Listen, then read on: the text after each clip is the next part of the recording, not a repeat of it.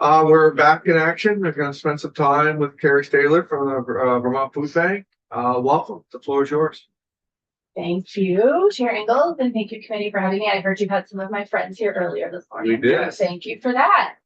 I like the theme of your day. Good. So I'm Carrie Staylor. I live in Linden, Vermont, and I'm the Government Public Affairs Officer for Vermont Food Bank. And I'm here today to ask you for support for Vermont Food Bank's budget adjustment request for the FY26 budget adjustment.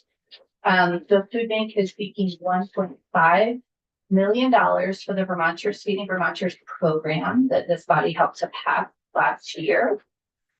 Originally, we received $500,000 in funding through the budget through the original FY26 budget process. Those funds were expended between July of 2025 and October of 2025.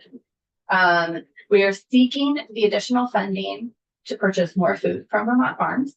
And there is currently $400,000 in the House version of the budget adjustment that the Senate recently received.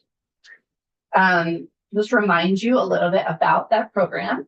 This funding directly supports farms' bottom line. Our goal with this funding is to simultaneously support farms and people across Vermont who use our network of food shelves and meal sites, as well as those who attend our direct distribution events. It's a win-win, which is why you all helped us pass Vermonters Feeding Vermonters grant program last year. Vermonters continue to experience food insecurity, a rate that has increased in recent years. And we know the state of Vermont can make policy choices to support neighbors with the food they need today and to support farm viability by fully funding the Vermonters Feeding Vermonters program with this additional $1.5 million.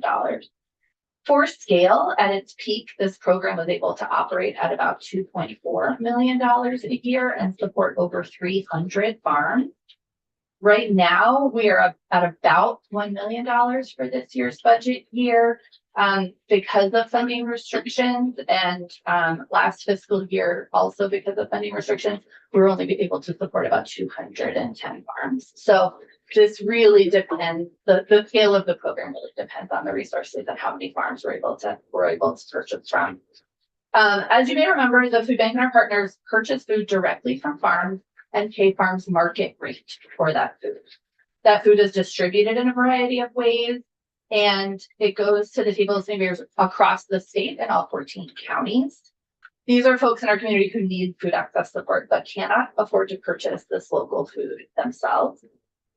And as I know you well know, our farms are also businesses too, and agriculture is a crucial sector to our economic success in Vermont.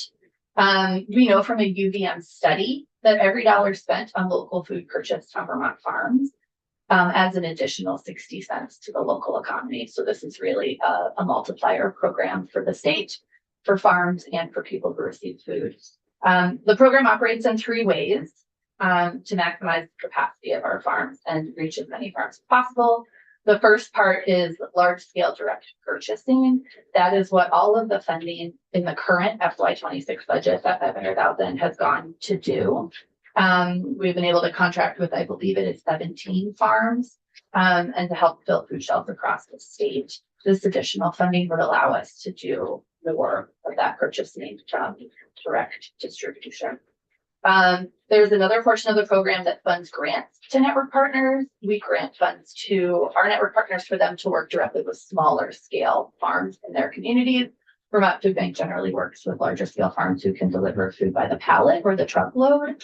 Our network partner organizations are able to move these dollars further into communities by working with farms who may deliver their food by Subaru or pickup truck or CSA share distribution. There's a third leg to this stool. We refer to it as culturally responsive food purchases. We've purchased produce from key partners to support the distinct needs of neighbors and communities with culturally preferred food needs. And additional state funding would also help us support those farms and those communities. A good example is a farmer who was up in house agriculture a couple of weeks ago. Hillary Martin from Diggers North Collective Farm in the Intervale. And they grow a number of specialized produce items that are distributed through our partners at Feeding Champlain Valley and the Family Center, the Parent Child Center in Burlington, to communities who seek unique foods or some things that are not, your regular zucchini, tomatoes, that they really specialize in and have spent decades cultivating that knowledge. It's really an honor to be able to pay them to do that work for us and maximizes the existing distribution systems by utilizing folks who already know what they're doing and organizations that already have access to those communities. I do want to underscore a couple of unique pieces about why we're asking for this funding now. We forward contract with the farms that we directly purchase from, and we time our grant program so that our partners can forward the contract with their local farms. That means that we, through your state dollars, are a guaranteed customer for those farms. That is not how produce usually works. And many farmers put their seeds in the ground and hope that they will have a market for that food when it comes. By being able to forward contract in January and February, we are able to guarantee those sales. We, as the food bank and our partners, can accommodate replacement and non-standard produce. So if we contract for 100 pounds of potatoes, we can take russets or red potatoes or white potatoes. Commercial or baking accounts, really require a specific product, but we can be flexible. Other grocery stores require picture perfect food. You need an absolutely rectangular bell pepper.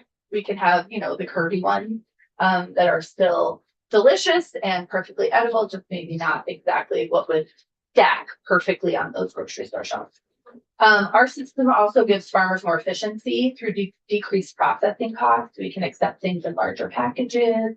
We can accept things that are not packaged necessarily, but are put maybe into a giant gaylord that can be driven around with a fork truck. Thank you. When for contracting, what we just heard from the potato farmer Bob. Oh yeah, I'll do that. Yeah. Chappelle. When you form contracted, we had the drought and say they cannot commit the full contract. Now, when you forward the contract, do you pay for it, or do you wait till you receive the goods and start paying?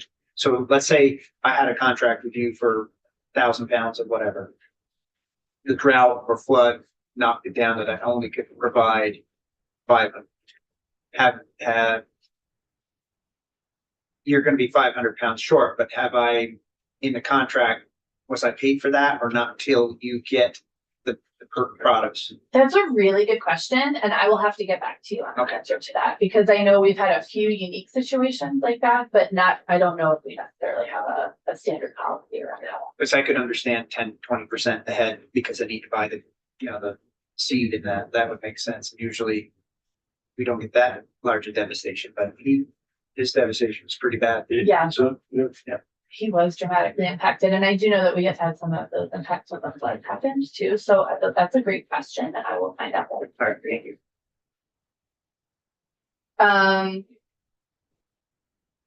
Sorry, I distracted anymore. But My apologies. that's okay. That's okay. Let's see. Oh, simplified distribution. Yeah. So I was pointing to the fact that, like Bob, instead of having to distribute to small markets or farm markets or farm stands or households around the state, the partners that we work with deliver directly to our 3 warehouse-sized distribution centers in Rutland, Barrie, and Brattleboro, and we often repackage and redistribute there. So we're using our system that currently exists to help farmers work more efficiently. Yeah, I think that is most of the review that I have for you. I'm happy to answer questions. Committee report. Let's make sure that we insist on these asks that we're getting. Let's get them in writing someplace so that we can give those to Linda and get them in a file so that we will be aware of that. And we're going to ask the same as you. Could you just go down through your ask one more time? What you got last year, what you're asking for this year, and what's in the governor's recommendation? Yes. Yeah, I can definitely do that. And I brought a handout. Good. So here, I can give you the paper copy. of these documents. So 5. Currently, and this is all on this document, and I believe Linda has a copy of this to post to your committee page, but if you did not receive that, Linda, Brian did a really bad job handing this out. Linda. Yeah, you probably want electronic copy as well. So in the current fiscal year FY 26, there's $500,000 for this program. That money has been spent. We spent it in the first 3 months. We are seeking an additional 1.5 million. We have 500,000 last year. We had $500,000, so budget adjustment. We have $500,000 in the current budget that we're living through right now. We are asking to have the current budget adjusted to add an additional 1.5 million to fully fulfill this program. Originally last year, we came to you and asked for 2 million. Mhm. We received 500,000. Okay. We still need. Okay, And so the 1.5 is to true up that with the actual scale of the program as we know it can be. And on top of that, in the House version of the budget adjustment, there's currently $400,000. good. That's what. Is that an ask? That's an Yeah. ask or they have it in there? So it was not included in the budget recommend from the governor for the budget adjustment. Right? We were not able to get ahead of that process enough. But does the House have it in some form of The ask? House has it. We went to the House and also asked them when they were doing their budget adjustment process early in January. And they have put it into their Okay. recommended version of the budget adjustment that has been handed to the Senate Appropriations Committee. Okay. Everybody clear on that? Yep. Okay, That's a lot of numbers. well, just want to be straight. that's Yep. all. Yep, and it should be on the Guys, document. because as we said, Carrie, you weren't in the room when we said it, but we're not a money committee. So it's very important that we're very clear about what we're asking for, because we do have to go out and advocate. Yeah, So that's why to have it in front of us is very important. and if it is helpful at all to the committee, I've had conversations with Senator Nora, the Appropriations Committee about this, and I believe he has a pretty good understanding of it. Okay, So we're working on those conversations as well. But would appreciate this committee's support as we move along. sounds good. Wonderful. Thank you. Thank for you. coming in. I don't see any reason why we can't get started earlier. Everybody Yeah, good? absolutely. Okay. Absolutely. We're gonna spend some time on some sections. We're gonna get Paul Ralston in here, Inspector Blackwell, works our Emma, and I think you've got about 3 or 4 sections of the bill, Mr. Ralston, and so come on up if you're ready, and the floor is yours. Thank you, Mr. Chairman. For the record, my name is Paul Ralston. I'm appearing before you today as an individual, retired business guy who made, Are we ever retired? who decided to start a little farm. And so I'm working harder now than I think I have ever worked when I was in business. The bill that we are going to talk about, the miscellaneous agriculture bill, is a really important document. I'm so pleased to see it here. And I'd like to go through a few issues that I think I might help you clarify and get some more detail on. In the 4 years that I've been farming, or learning to farm, I should say, my neighbor Spencer is a real farmer. He'll talk to you. I've been confronted with a number of barriers, a number of contradictions, a number of unexplained policies that the state has around our ability to grow food here in Vermont. And the 3 agencies, Health, Agriculture, and Natural Resources, all have significant amounts of legislation that do not seem to be integrated in a way that ordinary people can understand, and that people who are trying to make a living, and I'm not trying to make a living as a farmer, but people who are trying to make a living as a farmer have a very difficult time complying. And I believe that there are cases where the ambiguity of a statute leaves someone to just say, let's just do it and see if anybody notices.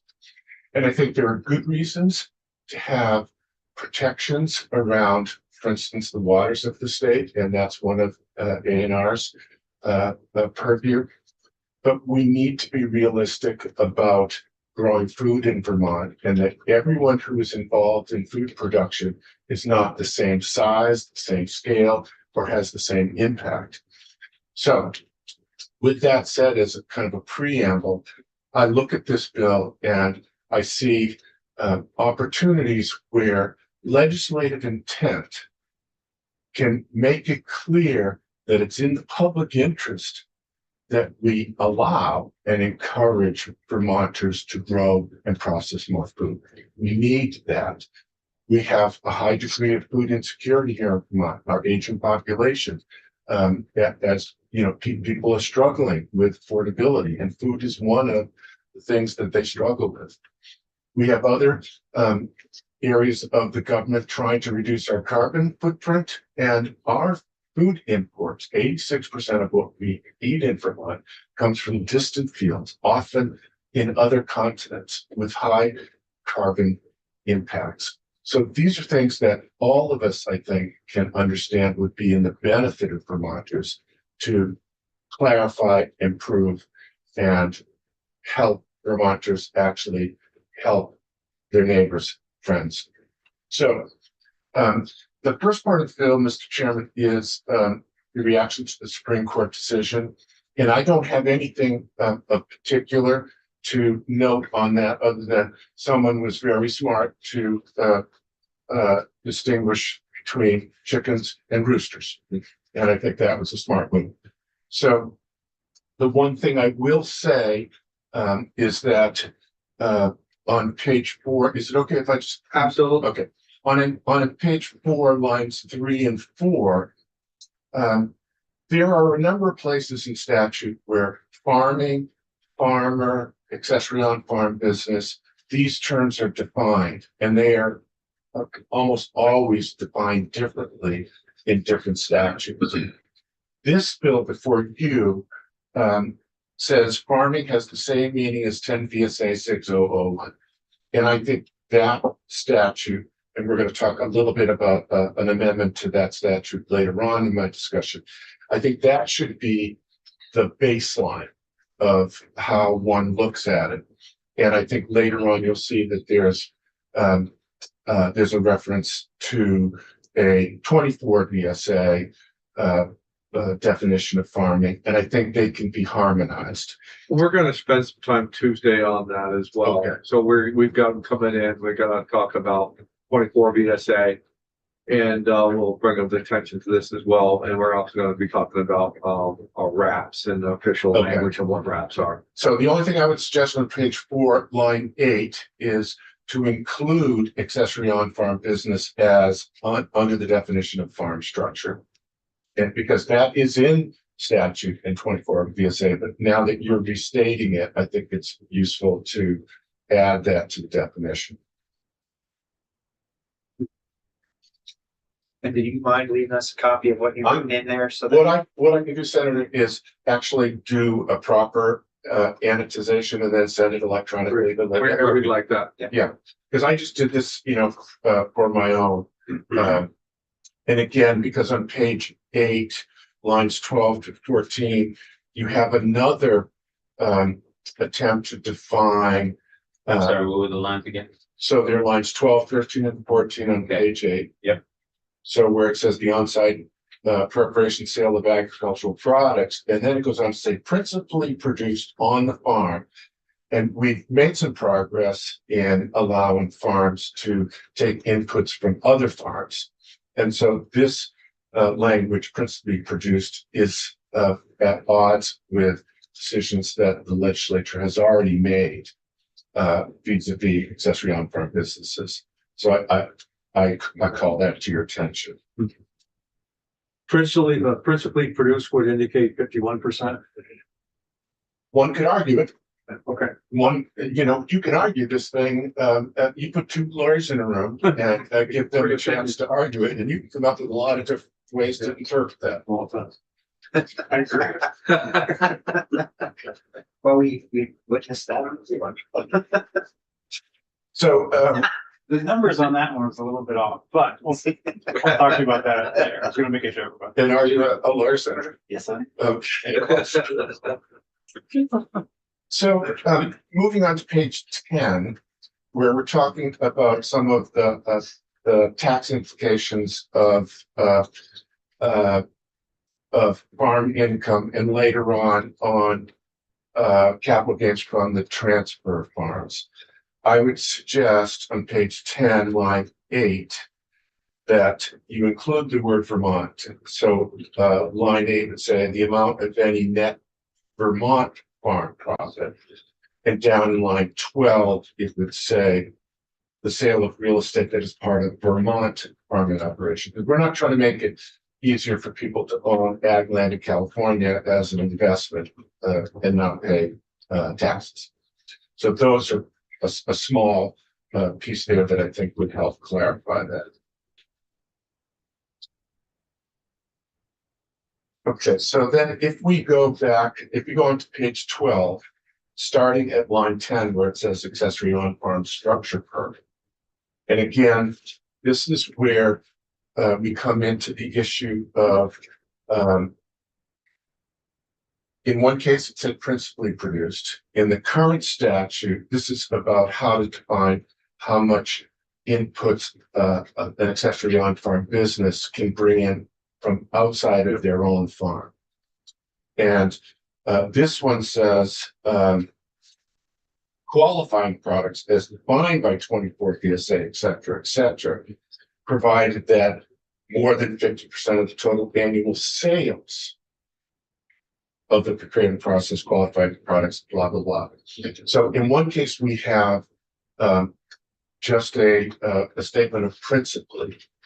Another, we have volumes, amounts. And in this case, we have value, sales, all of which are really hard to reconcile, are confusing, and I would argue are almost impossible to measure. And if you can't measure them, you can't enforce them. And if you can't enforce them, I don't understand why we would make that a law. What's really important about this part, and again, you'll hear from my farmer friends, if a farmer, basically there's only three ways that any business, whether it's a farm or any other business, can grow their business. One, they can scale up, they can get bigger.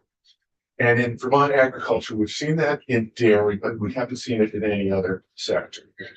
You can get closer to consumers. And in agriculture, we have farmers that have CSA programs where people pre-buy. We heard from someone just testifying about forward contracting. And third, and I think most importantly, you can add value to what it is you grow or produce. Whether you're a vegetable farmer, a meat farmer, a poultry farmer, if you can add value, if you have an orchard and you're growing apples and you can make apple pie, if you are a berry farm, you grow blueberries. I think orchard is a good example. I think we can all agree that an apple orchard that makes and sells apple pies would probably meet the definition of principally produced, might meet this different definition of 50% of sales. But then I would ask, what about apple cider donuts? And is it legitimate to sell apple cider donuts when the only part of the donut that's grown on the farm is a subset of a process, that the cider? And then there's flour, and eggs, and butter, all that goes into it. So in effect, the donuts wouldn't comply with any definition of this statute. And I don't think we want to prevent orchards from making really great apple cider donuts. So, but the other thing that is really important to understand is some farmers have invested in capital building and equipment in order to add value to their crops. And it can be, if you're a beef farmer, you may be aging your beef, or you may be making salami from pork products, or you may be making tomato sauce from your vegetables. And that capital investment is an attempt to increase the value and therefore increase the return that one gets from the activity of farming.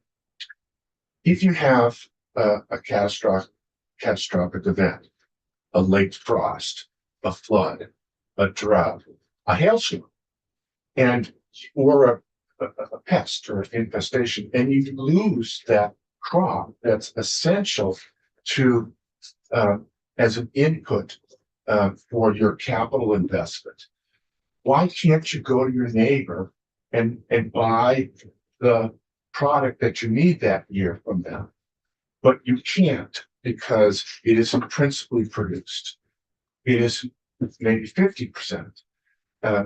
It doesn't make sense. And if we want farmers to survive, I believe they need to ride the value chain, at least to some degree. And to ride the value chain means an investment of capital. And that means an acceptance of a certain amount of financial risk and the ability to go down the street. And you'll hear from Spencer about an experience that he had. The ability of an accessory on-farm business to buy a certain amount of products from other farms, I think, is essential to the whole idea of having an accessory on-farm business. Now, in this case, there's a number. It's $250,000. And in my experience, that number makes sense because $250,000 is still a small business in Vermont. It's likely to be an amount similar to what a small farm may earn, not earn, but their gross sales might be in a year. And without the ability to buy outside of your farm, you're now, not only do you lose the revenue, but you are not gaining any value from that capital investment you've made. This may not be an every year kind of thing, but changing circumstances in farming today, make it really difficult to rely just on the produce of one piece of land. So I encourage you to support that provision. This piece, if it modifies 10 VSA and 24 VSA, then it would be the standard, the statute that would be referred to in all the various other places. So I'm happy later or now to talk about that, but this is like really important, I believe, for the future of food production, not just farming, but actually, because remember, like in my farm, we What grow. are we changing, Paul? Help us to understand what we're changing by Okay. doing this. So what you're changing is you're removing 3 amorphous measures and substituting an absolute, easy to understand measure, one that can be monitored by just looking at that farm's tax return, because that number will show up on the tax return. Whereas principally produced, that's not going to show up anywhere. 50% of volume, how does that get measured? 50% of sales. Who keeps track of where the tomato, the value of that tomato, whether that was from this guy or that guy? What you would do with this is replace unenforceable language with definite, absolutely measurable language, which would give farmers the confidence to invest, knowing that they're not going to be caught off guard. They're not going to be subject to a legal wrangle about principally produced. And remember, it's the principle, all those measures are what go into a product that is made on the farm. So this is something after the growing. So this is the cider donut and the apple pie. This isn't the apples, because we can all understand the apples part. So what you're doing in this is the intent of the legislature is to allow Vermont farmers to mitigate risk due to natural things or labor shortages or whatever the issue, and be able to make up the difference by supporting another farm and purchasing from that farm. And in doing so, we help make it so that farmers can do what they do best. And maybe what they do best isn't making apple pies. Maybe, those 3 orchards only need 1 apple pie baker, and they can each sell to the apple pie baker, and they all don't have to make apple pies. So we're dealing a lot with dollar figure amounts from $2,000 to $5,000, and we're wrangling over that type of stuff right now. Where's the pushback or the argument going to come on the $250 amount as far as with this? The only thing I can think of that there's even a statute limiting what a farm can produce is that the legislature has decided that there should be some limit, some guardrails on these farm activities, because remember, they are exempt from Act 250. So there must be a recognition that it is in the public interest to ensure that they don't become a large factory, that they don't become, and I frankly don't believe that's even a threat, because having been in manufacturing for almost 50 years in Vermont, we build our processing facilities in areas where there's labor. We build them on good roads. We build them where there's town water and sewer. We build them where there's 3-phase electric power. And that's not what farms are. No one's ever going to build an apple pie factory in Shoreham. They just aren't. So, but I have to think that that's what previous legislatures had intended here, that they put some kind of limit. Okay. And there are those 3 amorphous, unmeasurable limits, and this suggests 1 measurable. So I can't imagine it. Or whatever. I just can't, because I don't think anybody's gonna jump into the weeds of this. I think it's just gonna get down to us being able to explain it in that way. But somebody said, well, how come you're not at 200 or 300? Okay, well, that's the number you want? Fine. That is not gonna hurt us. It's still measurable. Okay. Yeah. And again, like you said before, Mr. Chairman, about the 2,000, 5,000, these are, I don't know, compromises people are making along the way in order to say that we've made some changes. Okay. So the 250 is basically a number that makes sense to us, to a business person. And it's not a large scale operation, but it's not a small scale operation. It's not even an aspiration. It's just a number that's picked because that's kind of a small business. It kind of represents what might be, so if a farm, had a catastrophic loss, and they needed to, if that orchard had a late frost, like well, it's kind of real is what we heard today. We heard $100,000 loss on potato farm and all of that stuff. So it kind of falls in line with what you're talking about. And just so you know, that the Chappelles grow our potato seed. Mm-hmm. So when it hurts them, it hurts us too. So yes, these are the kind of things that happen, and hopefully they don't happen a lot. But I think more important, this gives people confidence because it's clear and measurable. Who's going to argue this? I don't know. I don't know, because I don't know what the downside is to allowing me to buy tomatoes from my neighbor and turning them into soup. Because I had made the investment in our little facility to do that, because we need food more than just during harvest season. We need to process it. We need to take the squash and cut it up and freeze it. We need to take the tomatoes and turn them into something that will keep. So these are the things that are going to improve our food sustainability, because we're going to save food. We're going to put food by so that it's there when we need it now in February. And we need, there are no big businesses in Vermont that do this. There are a few small businesses that do it. But these are things that farms can do to improve their economic outcomes. So the $250,000 to me was just a metric that aligns to perhaps, and maybe you have some data on this, the size of a small Vermont vegetable farm. Right. Fair enough. Paul, it looks like you're looking at the bill not as introduced, but a prior draft. So you might want to refer to section numbers instead of page and line numbers. Okay.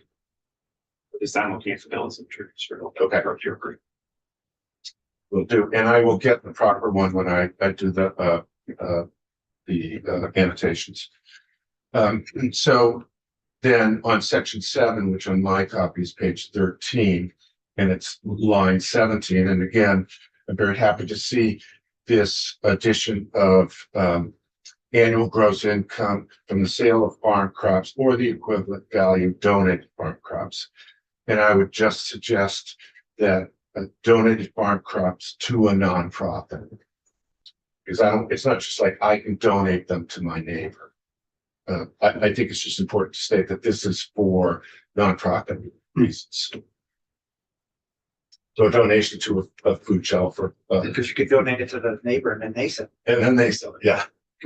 So that it's a small thing, but again, these are ways that there's a little creep where things get away from us. Does that make sense? Yeah, and give us your vision of this section 7, as far as why the language is needed in the way that it is as you go through it. Right. So again, I look at this section and a later one where the legislature attempts to define farming, attempts to define farmer. And one of the reasons is what size or scope of an operation is required to comply with the RAPS, required agricultural practices. I think that's where some of this stuff starts. Right? You'll see it's not on your bill, but in the current use statute, farmland can be exempted, can be valued at use value if it follows these things. It's referenced back to this 6 VSA. So I think that's what's going on here, is an attempt to say, and you'll see at the beginning of the bill where people are trying to say that it really is an agricultural process if it is less than a certain amount of acre. It tries to put some measures and some kind of. So again, I will object to later on a definition in here of the word farmer, but I think this thing is about the RAPS and and whether people voluntarily comply or are required to comply.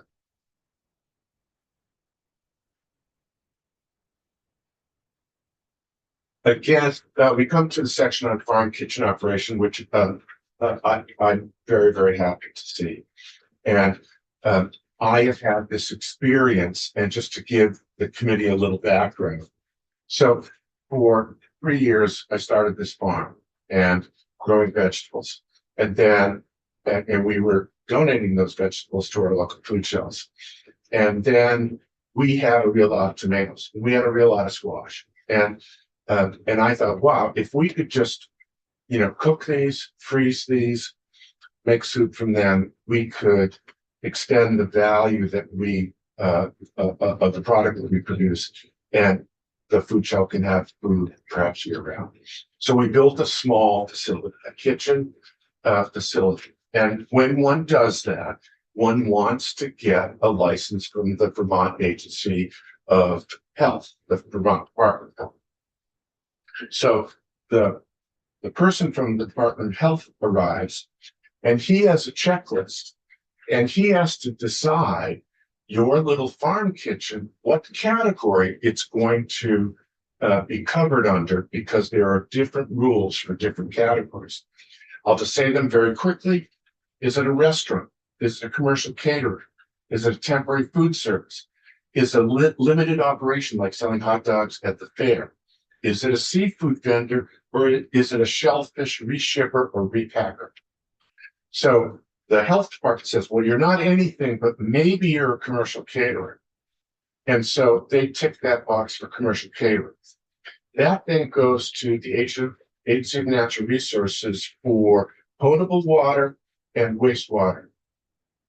A commercial caterer, Mr. Chairman, could be a very big operation. They can cater the graduation of a college. They can cater a large wedding.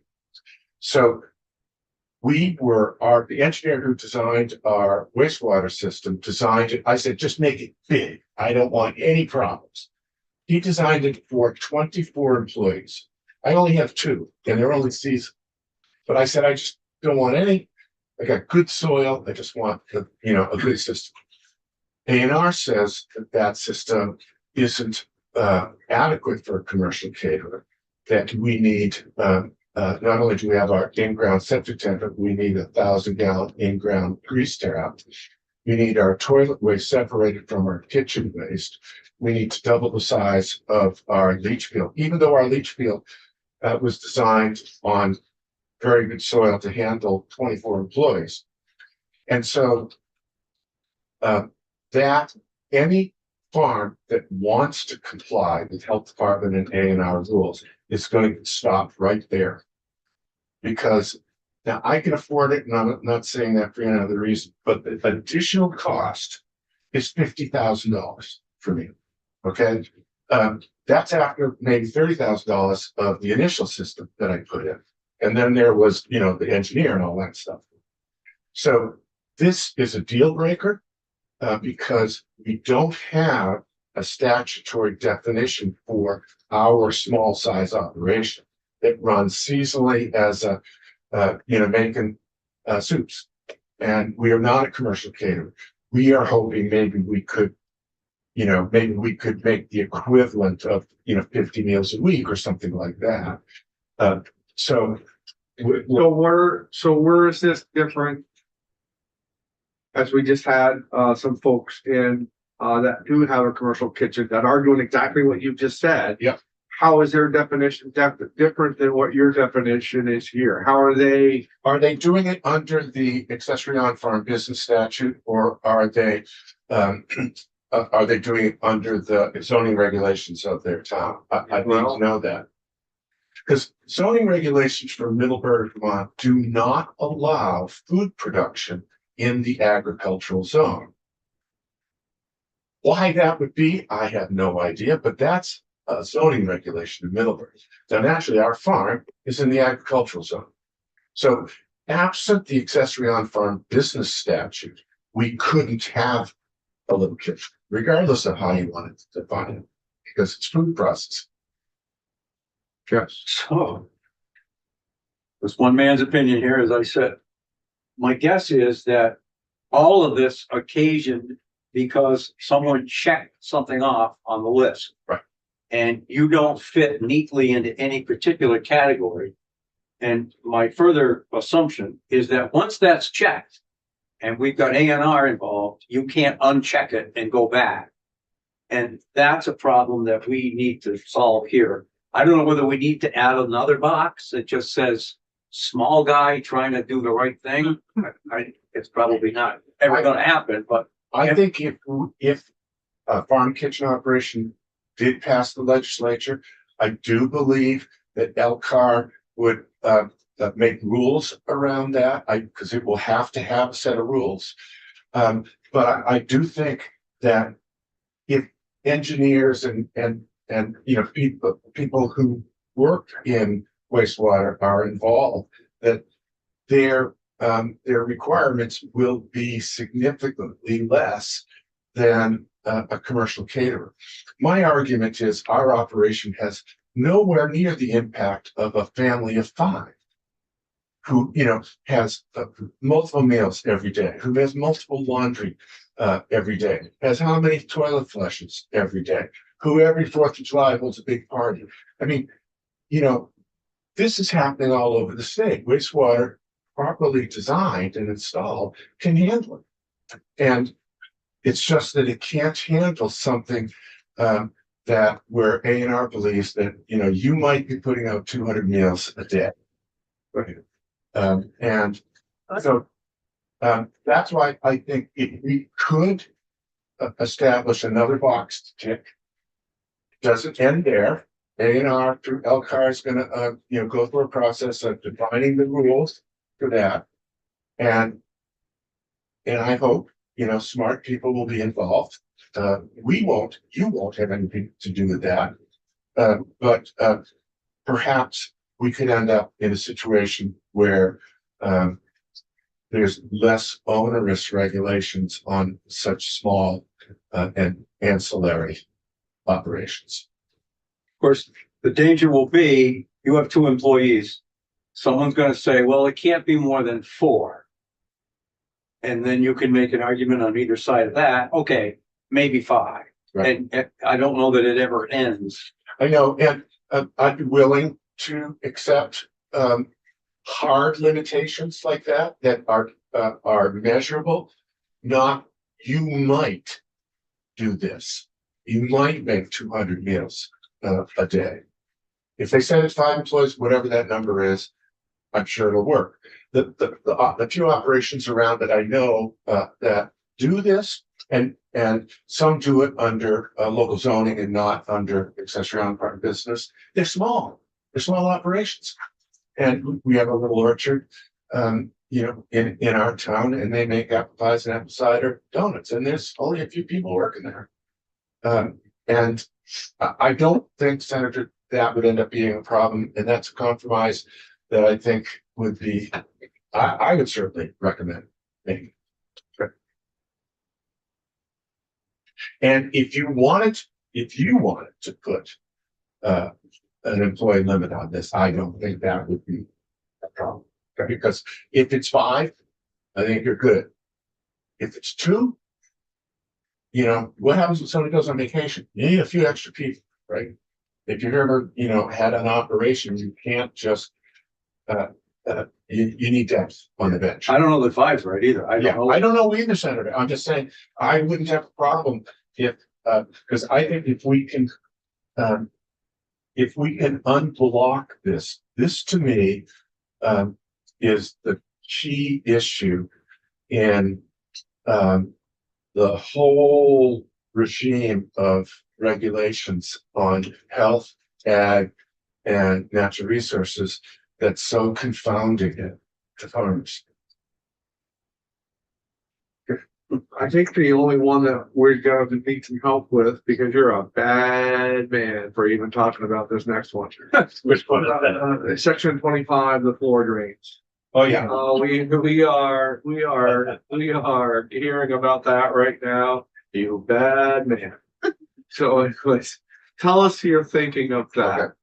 So, because this has caused consternation all the way through. I'm sure it has. I think, again, what's important to understand is that all floor drains, their siting is not the same. I say in a facility that's inspected by the Department of Health, therefore it has to meet rigorous cleanliness standards, rigorous sanitation standards, rigorous separations of things like, you know, chemicals and volatile compounds. That a floor drain in a kitchen, a licensed kitchen, doesn't present the same threat as a floor drain in a garage, where you might have a petroleum product spill. Yeah. Here's the example, Mr. Chairman. So outside of our building, we have a patio. It has a roof, a concrete floor, no walls. There's a slit drain trench in that. We bring vegetables in from the field and we wash them down. The water used in that operation is exempt from A&R rules. Fact. So I can use as much water out there as I want. Now I have a basket of carrots that I've just washed. I roll them through the garage door into the kitchen facility. The water drips off those carrots, and now that water is regulated by A&R. Because now it's happening inside the room. So I know that some people, there's legitimate reasons to be concerned about where floor drains might be appropriate. The other thing is, Sharon, I have a kitchen. I make my soup. At the end of the day, I get my mop bucket, I fill it up, I mop the floor. I take the bucket, I pour it down the mop sink. It goes to the same place that the floor drain would go to. So what is the difference between the dirt or stuff that I might mop up or the dirt stuff that I might squeegee? That to me is the issue. And for a food operation, we're talking about health and safety. So we're talking about slippery floors. We're talking about wanting to wet things breed bugs. And I don't mean, animal bugs. But we want clean and safe environments. This is in here as a study, which I think is appropriate. Again, our engineer, experienced company, he says, when I see the word floor drains, I just, because So you think the study is okay? I do think the study is okay. Section 25 is okay. And I think Great. as long as whoever's gonna decide who is on that study, puts some engineer guys, and some actual restaurant guys. Because my issue is in a licensed, clean room, a floor drain is not a risk. It's not the same risk as it would be in another building on my farm where we change the oil and tractors. That's totally different thing. And a floor drain would not be appropriate in there. Let me just see, Mr. Chairman, if there were any other. So should we define between produce and animals, floor drains? So I think the animal waste still goes into the septic system or the wastewater system, whether if it's municipal. I don't think, so I imagine that a animal operation has because the strength of that wastewater is higher. Their engineered a more robust system, right? The bigger tanks or more leach fields. I don't think there's any difference. I think you drop an egg on the floor and you mop it up or you squeegee it. It's going to the same wastewater treatment, whether that's municipal So or. your floor drain goes into your wastewater system? Yep. Okay, and that's, Even the outside one? No, the outside one goes into just settling. Right. Uh, Settlement pond, Right. whatever. Right. and I think that's what we're mainly concerned, not the one that goes into septic. When I think floor drain and garage floor drain, that normally it's dumps and then it goes out to daylight, disperses on the ground. Right. And that's our biggest concern. Well, and again, our outdoor drain, where we're washing, dirt, soil off of vegetables, already that water is not regulated by A&R. Correct. And it's just that same water now goes into the building and all of a sudden it's treated differently. But it will, I'd love to see a robust, discussion of that by this study. I'm not on that committee. Let's see, Well, don't be absent that day.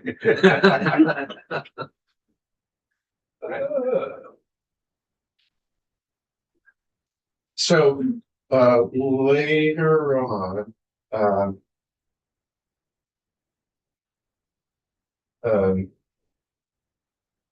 there's a new definition of a farmer in here, and I would like to just note that. Yeah, you said you had some. Yeah.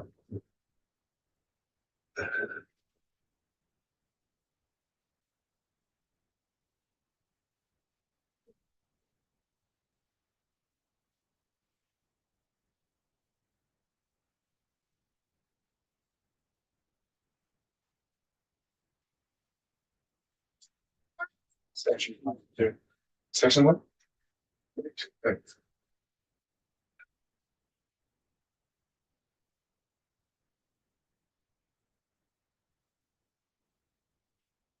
So in this one, there are, it says, if I can find it, it says, to be a farmer, you have to meet 2 of 3 criteria.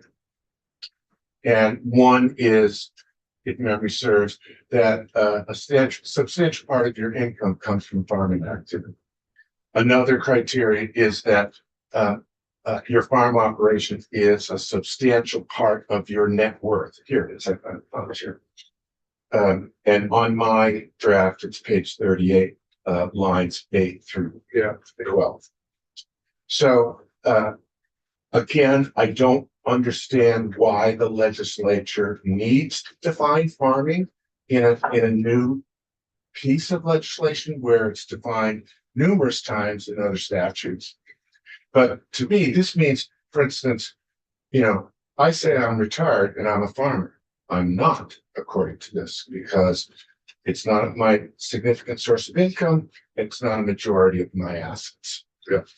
And I think I have neighbors that are farmers who also drive school buses, and I bet their school bus income is higher than their farm income.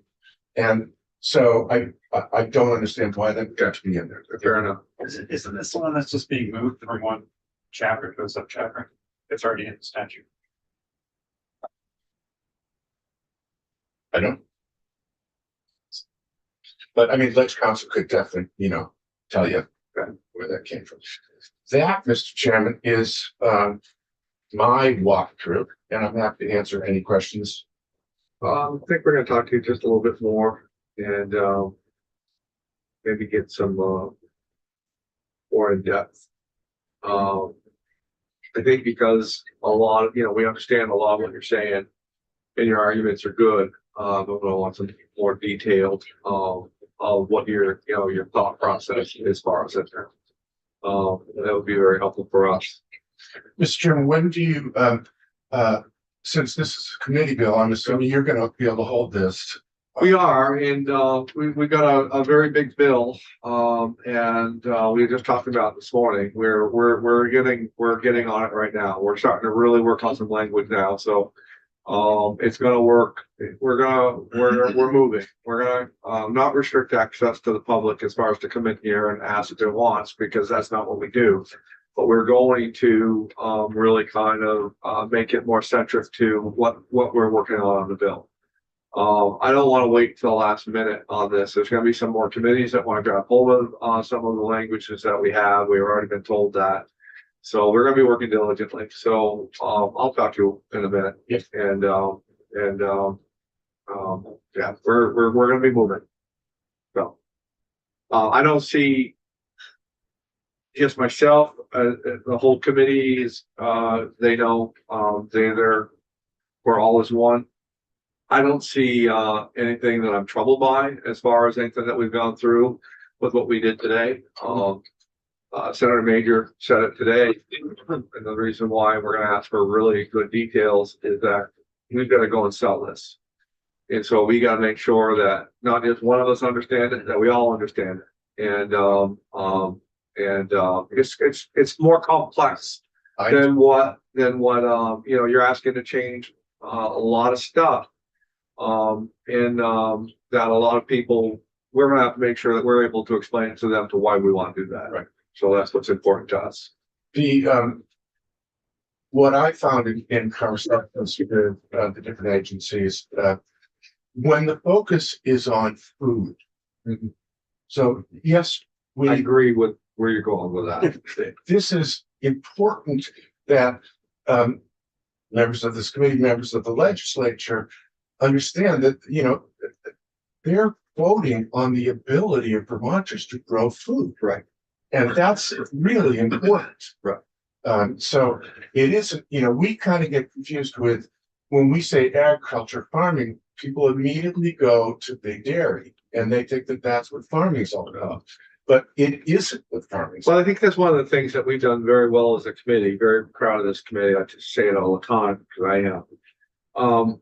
We have distinguished between that very, very well. We have fought hard to get $300 fees removed from the lady that's baking 12 loaves of bread to LFO operations. Yeah. And everybody in between. We applauded somebody on the screen today who, we believe that the future of farming is growing food. Whether you start out as peach greens at the end of the family driveway selling out of the family garden, and then you expand from there. So I think this committee's got a very great grasp of how agriculture is going to survive in the future years in Vermont.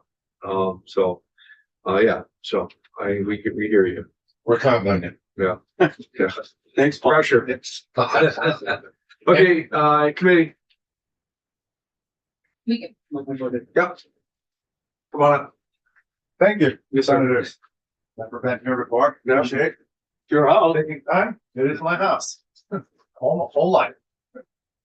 I don't have a whole lot of specific language like Paul does. I'm just testify that what he's advocating for is going to be a benefit to me as a small farmer. I'll just start with what I've written. Absolutely, You can please. ask questions after that. Thank you.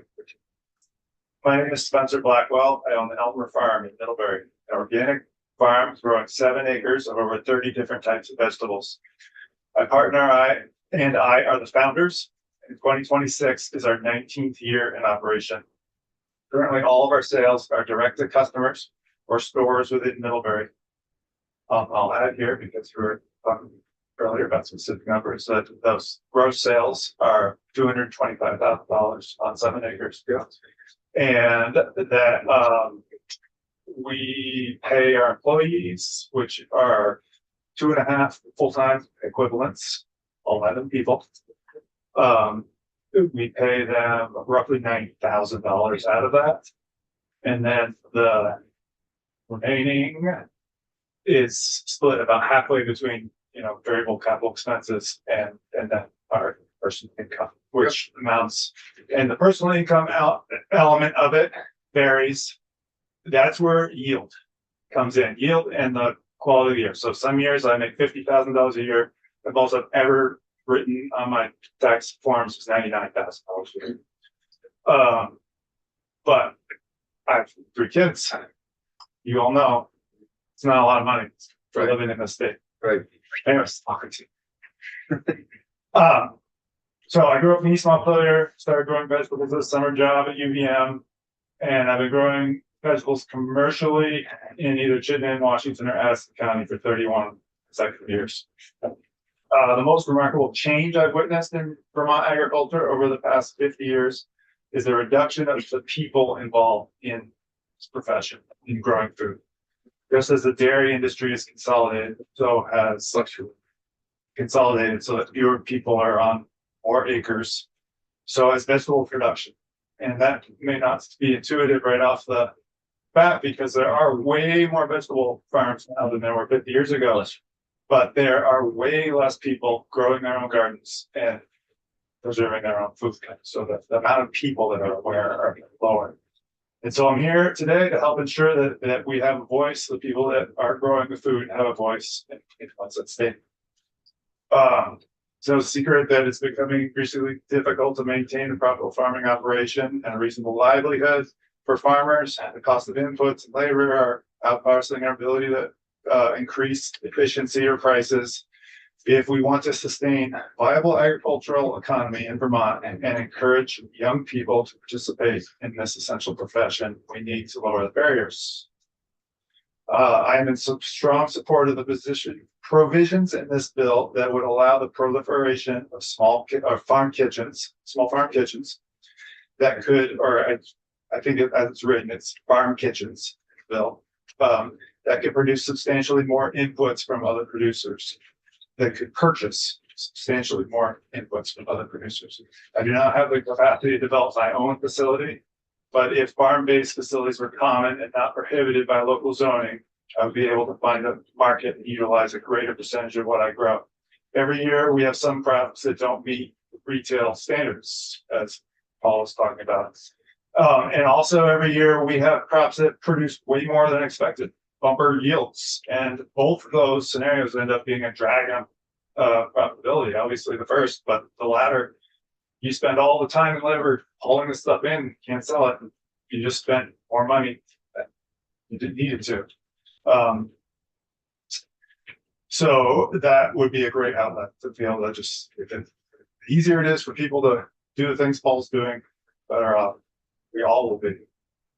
That's also my business is entirely vertically integrated. We start by the seeds and we do everything in between to reach it to our customers, short of like putting it in their mouths. We watch the dream so they don't have to watch it, do everything. And that takes a lot of skills. I mean, it's not everybody wants to be that specialized. I've made a lot of sacrifices in terms of like the things I do with my family, the things I choose to do. And it's just like, yes, there are a few of us out here who, for whatever reason, have made those choices. But it's in order to get more of these young people that we need in order to have vibrant farms continue, is that we've got to just make it so that it's easier for someone to live in kind of more normal life and where they don't have to be the owner of 6 different businesses under one roof. So to be able to be easier to have these auxiliary kitchens around me. I'm also in support, and we all didn't talk about this, but I believe it's also in that bill is the capital gains and property transfer tax exemptions for bona fide farmers. Who wish to transition their operations to the next generation. It's a values-based profession. You all know that it is not any profession that we're looking to get extraordinarily financial rewards out of. Low pay for owners and employees are common across the board. For a young person to develop the skills necessary to run their own farm, they need to spend many years working for others. Paul told me on the way over here, I don't know anything about farming. I've only been doing this for 4 years. You can't just like be a retired guy and open a farm and know what you're doing. You have to spend a long time doing it. Or be a young couple coming in thinking you're gonna think, oh, this is gonna be great, I'm gonna start planting. Yeah, It's like, this is a lot of work. So many people fail that way. And to have these let me see if I can get back on track here. You're fine. Spencer, don't worry about it, you're doing fine. Okay. Yeah, so only an exceptionally successful operation can provide enough income to sufficiently save for retirement without cashing out the equity of their business. So if a business is exceptionally successful, they can't cash out their equity if they want to pass it on to their generation, to the next generation. And the next generation doesn't necessarily have $50,000 or $100,000 to pay a property tax for and or a transfer or capital gains transfer. All right. As you contemplate the aspects of this bill, please consider the unique value that viable farms create for our state. Farming is unlike any other business, and that the products created literally become who we are. The federal government understands this and supports massive subsidies to ward off the potentials of food shortages. Given increasing instability in the federal government, the fragility of the global food supply chain, changing climate, Vermonters believe wise to do everything in our power to make it easier to be a farmer in our state. Your time and thank you for your service here. Well, thank you for what you do. We are very protective of you. You don't know that, but you should. And we understand what you're doing. We understand the hardships of what you face. And yeah, you're gonna hear me say it again. You got a great city that's got your back, and thank you. Yeah. Expensive. Thanks. Really, anything else? Okay, Linda will go on. On